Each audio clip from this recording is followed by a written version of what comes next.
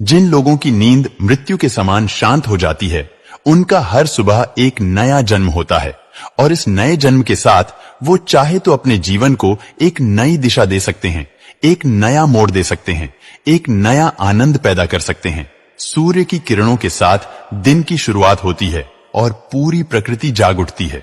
इसीलिए अगर अपनी सुबह को बेहतर बनाने के कुछ नियम आपको पता चल जाए तो आपका पूरा दिन आनंद और जोश के साथ बीतेगा।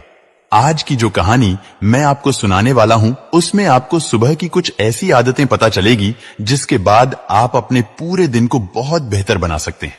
ये उस समय की बात है जब धरती पर बहुत सारे काम इंसानी हाथों से किए जाते थे। मतलब उस समय इतनी ज्यादा मशीनों का उपयोग नहीं होता था। इंसान खुद मेहनत करता था और अनाज पैदा करता था। आज के युग में तो बहुत सारी मशीनें आ गई है जो उन कामों को आसानी से कर देती हैं, लेकिन आज से तकरीबन 200 साल पहले ये काम इंसान ही किया करते थे।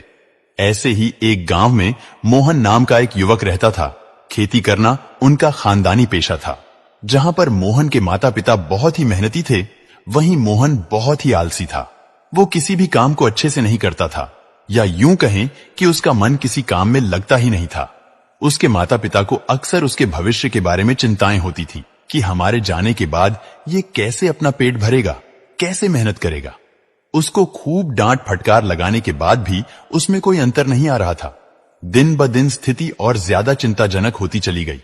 अब मोहन दिन में भी सोता रहता था और सुबह भी बहुत देर से उठता था।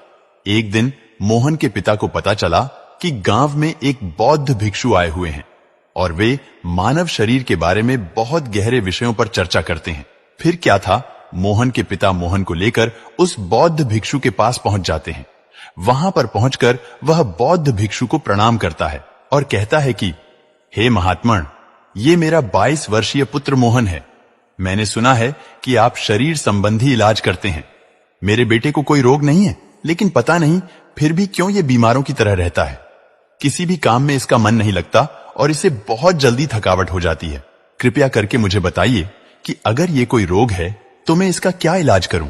यह सुनकर वो बौद्ध भिक्षु उस युवक की नाड़ी की जांच करते हैं और उसके बाद उसके पिता से कहते हैं कि इस बच्चे को तो कोई भी रोग नहीं है, इसे केवल इसके आलस्य ने जकड़ा हुआ है। इसके बाद वह मोहन से पूछते हैं कि तुम सुबह कितने बजे उठते हो। यह सुनकर मोहन के पिता बीच में ही बोल उठते हैं कि महाशय, ये तो सुबह सूरज उगने के बाद तक सोता रहता है। उसके बाद वह बौद्ध भिक्षु पूछता है कि इतनी देर से उठने का कारण क्या है, क्या ये रात में देर से सोता है। इसका उत्तर देते हुए मोहन के पिता कहते हैं कि ये रात में देर तक पढ़ाई करता रहता है और इसकी वजह से सुबह जल्दी नहीं उठ पाता। यह सुनकर वह बौद्ध भिक्षु कहते हैं कि यही तो वो कारण है, यही तो जड़ है। मैं तुम्हें इसके लिए कुछ औषधियां नहीं दे सकता, लेकिन जो मैं कह रहा हूं, अगर तुम इसे 21 दिन तक अनुसरण करो तो मोहन, तुम्हारा जीवन जोश और उत्साह से भर जाएगा और काम में तुम्हारा मन लगेगा और तुम किसी भी काम को बहुत गहरी तरीके से कर पाओगे। इसके लिए तुम्हें सुबह की 5 आदतें अपनानी होंगी। आदतें अपनाना बहुत आसान होता है। शुरुआत में 1-2 दिन तकलीफ हो सकती है, लेकिन उसके बाद तुम्हें उसी में मजा आने लगेगा। सिर्फ शुरुआत के कुछ दिन कष्ट के सह लो, उसके बाद तुम्हारा जीवन ही बदल जाएगा।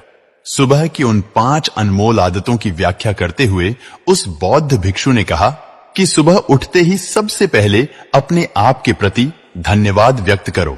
उस परमपिता परमेश्वर को धन्यवाद दो, क्योंकि उन्होंने इस प्रकृति के द्वारा तुम्हें इस शरीर का अनमोल तोहफा दिया है। हर इंसान को स्वस्थ शरीर तो तोहफे में नहीं मिलता। अगर तुम बाहर की दुनिया में देखो तो तुम्हें कितने ही विकलांग और कुरूप नजर आएंगे।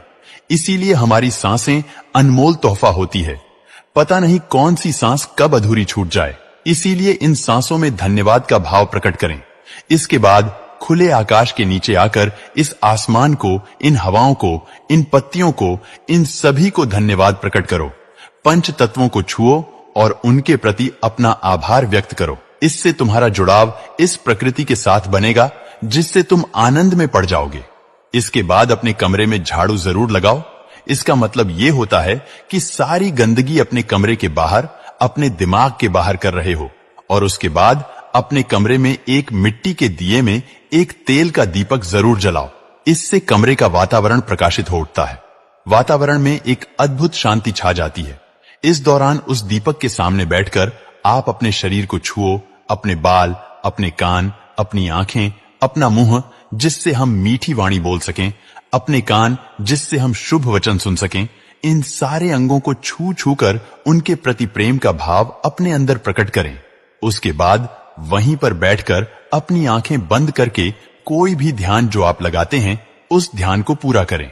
ध्यान करने से आपका दिमाग स्पष्ट होता है। आप पूरे दिन में जो भी काम करने वाले हैं आप उसके प्रति स्पष्ट निर्णय ले सकते हैं।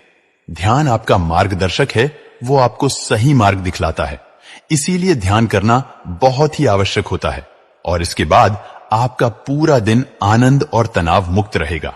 जब आप ये सारे काम पूरे कर लें तो एकांत में बैठकर एक कागज और कलम लेकर पूरे दिन की सूची तैयार करें कि आप आज के दिन में क्या क्या करने वाले हैं, और आप जो भी काम करने वाले हैं उसमें से किसी एक काम में किसी एक जरूरतमंद आदमी की बिना लालच के मदद करने की संभावना जरूर बनाना। अगर आप दिन में कोई एक काम भी ऐसा कर लेते हैं जो आपके लाभ और हानि से परे होता है तो आपको एक अद्भुत आनंद प्राप्त होगा। आपको लगेगा कि मैंने आज का दिन कुछ अलग तरीके से जिया, किसी जरूरतमंद की निष्पक्ष भाव से मदद कर दी। इससे अच्छी बात और क्या हो सकती है। और जब आप ये विधि भी पूरी कर लें तो कोई भी प्रेरणादायक गीत जरूर गाएं अपनी आवाज में। आवाज चाहे बेसुरी हो या मीठी हो, लेकिन भाव सच्चा होना चाहिए, भाव प्रेरणादायक होना चाहिए, भाव संवेदनशील होना चाहिए। और जब आप ऐसा गीत गुनगुनाते हैं तो आप जोश और उत्साह से भर जाएंगे।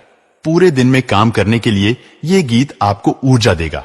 और ये सब करने के बाद आखिर में स्नान करके अपने ललाट के बीच एक चंदन का तिलक अवश्य करें। इससे आपका आज्ञा चक्र शीतल रहेगा। शीतलता आपके पूरे मस्तिष्क में फैल जाएगी और आप बहुत ही शीतल और आनंद का अनुभव कर पाएंगे। इतनी छोटी छोटी सी कला होती है जीवन जीने की। जो आदमी 21 दिन तक इस आदत को अपना लेगा उसका पूरा जीवन बदल जाएगा। उसके बाद उसे कोई काम जबरदस्ती नहीं करना पड़ेगा। जबरदस्ती अपने मन को उस काम में धकेलना नहीं पड़ेगा, बल्कि वो काम ही आपके लिए आनंद बन जाएगा। जीवन एक उत्सव बन जाएगा, जीवन एक जोश बन जाएगा, जीवन में संवेदना फिर से लौट आएगी। जरा सोचिए, जब हम बच्चे होते थे तो हमारे अंदर किसी भी नए काम को लेकर तरंगें उठने लग जाती थी। किसी भी काम में जोश और उत्साह डाल देते थे। आखिर आज वो सब क्यों नहीं होता है? क्योंकि इंसान ने अपने आप को ही जटिल बना लिया है। एक नए सवेरे की तरफ बढ़ते हैं। चलो बुढ़ापे से बचपन की ओर चलते हैं। उन उम्मीदों को फिर से जगाते हैं। चलो आज हम अपनी कब्र से उठ जाते हैं, खुद जीते हैं और दूसरों को भी जीना सिखलाते हैं। चलो आज हम जीवन को एक नई दिशा देते हैं। तो दोस्तों, कैसी लगी ये कहानी? आप हमें कमेंट सेक्शन में जरूर बताना। तो मिलते हैं अगली वीडियो में। तब तक के लिए अपना ख्याल रखें। नमो बुद्धाय।